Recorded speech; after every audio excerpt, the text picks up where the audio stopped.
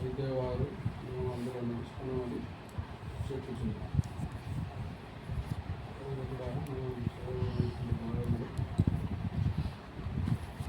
యేసు క్రీస్తు వారు సృష్టికర్త అయిన దేవుడు నాడున్నటువంటి ఇశ్రాయేలు ప్రజలకు చెప్తూ ఉన్నాడు. మార్గములలో మనం పాడబడుతూ ఉంటాం. ఏ దారి కావాలో కోరుకో మానవాన్ని పాడబడతాం. ఇలా మనం లోకంలో జీవిస్తుంటే లోక సంబంధంగా అనేక మార్గాలు, అనేక భావాలు ఉన్నాయి. అయితే దైవ సంబంధంగా ఉండే ఉన్నాయి. ఒకటి పరలోకము, ఒకటి పాతాళం, రెండు మార్గాలు. అది ఇక్కడ అంటున్నాడు, మార్గములలో నిలుచుండి చూడు, పురాతన మార్గముల గురించి విచారించు, మేలు కలుగు మార్గం ఏది అని అడిగి అందులో నడుచుకో, అప్పుడు మీకు నెమ్మది కలుగుతుంది. కనుక మనం లోకంలో జీవిస్తుండగా రెండు మార్గాలు. ఉదాహరణకు ఏదైనా ఊరు పోవాలంటే ఆ ఊరు వెళ్ళడానికి మనకు మార్గం లేకపోతే అనేకులు అడుగుతూ ఉంటాం, అలా ఊరు వెళ్ళడానికి ఎక్కకపోతే పోవచ్చు అని.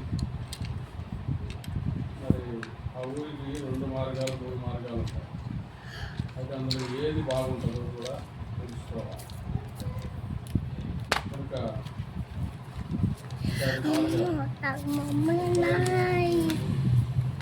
తోతలపాడు మీటింగ్ వచ్చేటప్పుడు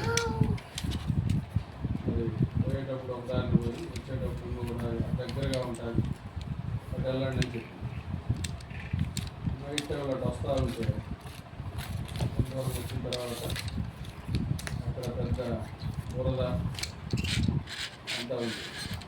ఆటో దాంట్లో ఎక్కి దిగటం, అది ఎంతో కొంత బాధ కలిగించటం, అవన్నీ జరుగుతుంది. కనుక అక్కడ ఎంతో టైం పట్టింది అక్కడి నుంచి బయటికి రావడం. అది ఇక్కడ మేలు కలుగు మార్గం ఏదో తెలుసుకొని అందులో నడుచుకోనండి అని. అంటే మనం వెళ్ళవలసినటువంటి మార్గం అనేకులను అడగాలి. మనకు తెలియనప్పుడు అది తెలిసే మార్గంగా అది వెళ్ళాలి అని అనేకులను అడిగి తెలుసుకుంటూ ఉంటాం. ఉదాహరణకు మనం గమనించినట్లయితే దర్శి వాళ్ళు మరి ఒంగోలు వెళ్ళాలంటే ఇంటికి రారు, ఇంటికి ఈ దారి బాగలేదని అటు అద్దెకి మీదకి వెళ్తారు. కనిగిరి రోజులు ఒంగోలు వెళ్ళాలంటే ఇదివరకు ఇట్నే వస్తున్నారు, ఇప్పుడు ఇటు రావడం కందుకూరు పోయి కందుకూరు నుంచి ఒంగోలు పోవాలి. అంటే కొంత డిస్టెన్స్ ఎక్కువైనా మంచి మార్గాన్ని ఎన్నుకుంటూ ఉన్నారు. కనుక అట్టనే దైవికమైనటువంటి మార్గము మానవునికి ఆత్మ సంబంధమైనటువంటి మార్గము వెళ్ళున్నారు. ఒకటి పరలోకము, ఒకటి పాతాళం. కనుక ఈ పరలోకానికి వెళ్ళే మార్గాన్ని అది ఇరుకుగా ఉంటుంది, ప్రారంభంలో ఇరుకుగా ఉంటుంది, మరి అంతానికి వచ్చేసరికి ఎంతో విశాలం. ఒక పాతాళ మార్గం ప్రారంభంలో విశాలంగా ఉంటుంది, అంతానికి వచ్చేసరికి ఎంతో వేదన, బాధ, నెమ్మది లేనటువంటి పరిస్థితి కలిగించేదిగా. కనుక మనం చాలా జాగ్రత్తగా ఈ మార్గాలను తెలుసుకోవాలి. అయితే అక్కడ దేవుడు ఆ మాట అంటున్నాడు, మేలు కలుగు మార్గం ఏదో అని అడిగి అందులో నడుచుకున్నట్టు అప్పుడు మీకు నెమ్మది కలుగు. అయితే వారు అంటున్నారంట, మేము అందులో నడుచుకున్నామని చెప్పు చూడండి. అంటే మేలు కలిగించే మార్గంలో నడవటానికి ఆనాటి ప్రజలకు ఇష్టం లేనిదిగా ఉంటుంది. అందుకే నోవాహు దినాల్లో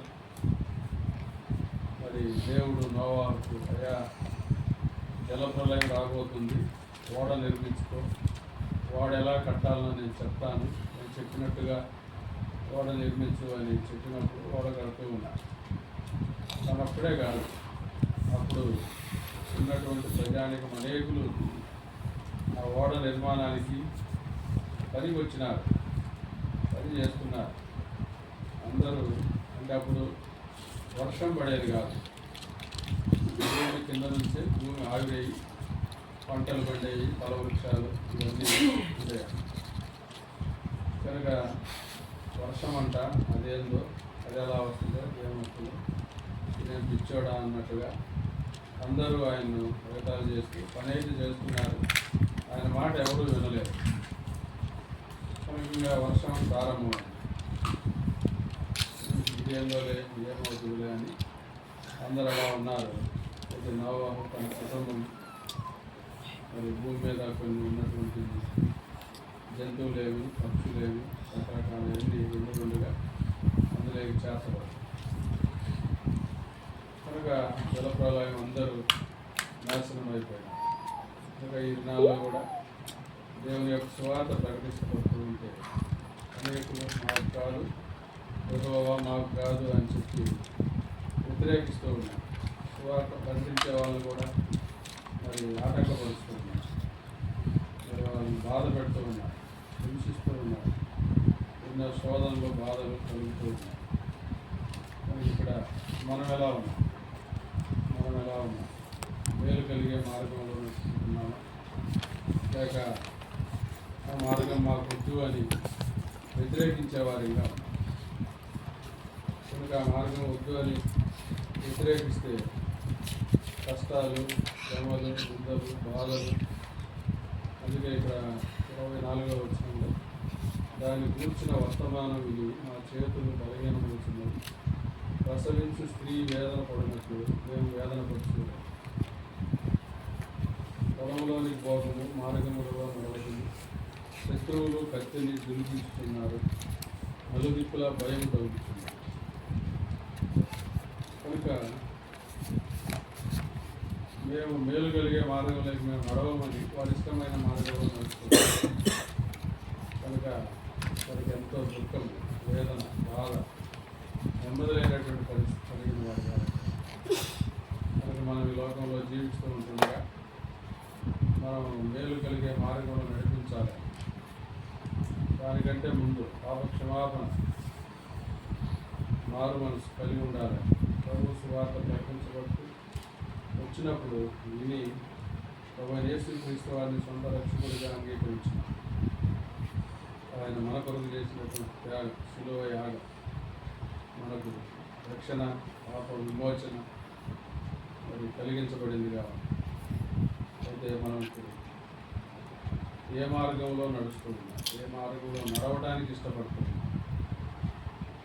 ఇంకా ఒకసారి మనం ఆత్మ పరిశీలన చేసుకో. మేలు కలిగేటువంటి మార్గంలో నన్ను నడిపించు ప్రభువా అని ప్రభువును ప్రార్థన చేస్తూ, ప్రభువును ఆరాధిస్తూ, మరి ప్రభువు రాకడ కొరకు ఎదురు చూసి సులువుగా చిక్కులు పెట్టేటువంటి పాపం విడిచిపెట్టి నజరేయుడైన యేసు వైపు చూస్తూ విముక్తిపడి పొందరంగంలో ఓపికతో పరిగెత్తేటువంటి ఆత్మీయ జీవితం నాకు కలిగించి ప్రభువాన్ని ప్రార్థన చేసేవాడిగా